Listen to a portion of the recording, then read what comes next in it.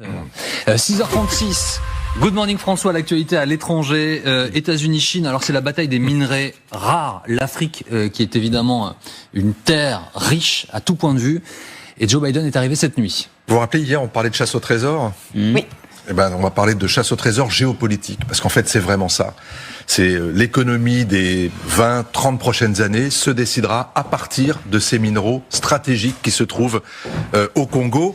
Et l'une des raisons pour lesquelles Joe Biden arrive en Angola, est arrivé hier soir, c'est précisément pour signer et continuer à investir dans un chemin de fer qui part de la côte angolaise et qui va jusqu'au cœur, jusqu'au Kivu, jusqu'au cœur du Congo, où se trouvent précisément les principales ressources minérales. Vous le voyez sur la carte, c'est un chantier gigantesque. Il y a 1500 kilomètres de voies ferrées à construire entre Lobito et Kolwezi.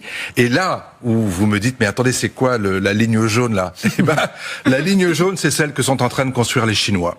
C'est-à-dire qu'en fait, il y a vraiment deux projets. Ah oui. C'est chacun de son côté, l'un par l'océan Indien, l'autre par l'océan Atlantique, de converger vers cette zone absolument cruciale. Pourquoi ?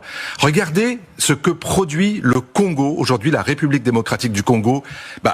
C'est le premier déjà producteur africain de cuivre, c'est considérable. C'est aussi le premier producteur mondial de cobalt, la première réserve mondiale de coltan, la 7e réserve mondiale de lithium, et toutes ces matières premières, ces minéraux et d'autres terres rares sont indispensables à la fois pour l'économie numérique, pour faire les composants électroniques, mais également pour l'économie de la voiture électrique et de tout ce qui sera électrisé plus tard, c'est-à-dire l'économie verte, le lithium. Est-ce que ça veut dire ça, ces images, que Joe Biden assume la confrontation avec la Chine ?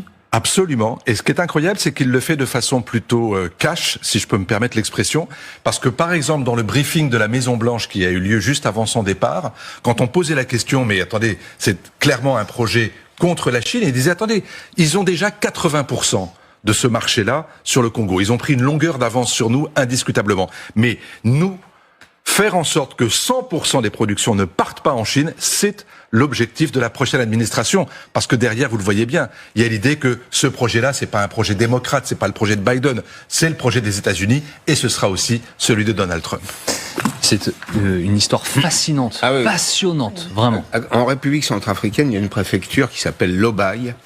C'est un grand territoire. Les Russes y sont battus, d'ailleurs, avec notamment les milices, pour essayer de mettre la main sur le diamant, sur l'or, sur le cuivre, etc. C'est un endroit qui concentre toutes les richesses du monde.